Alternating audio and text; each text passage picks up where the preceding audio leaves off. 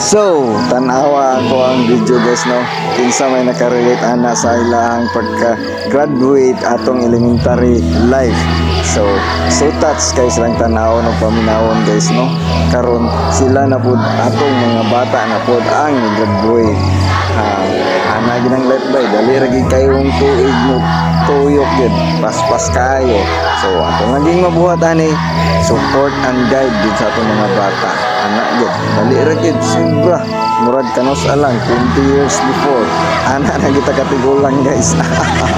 Dali ra gid sa panahon ba. So kana lang guys.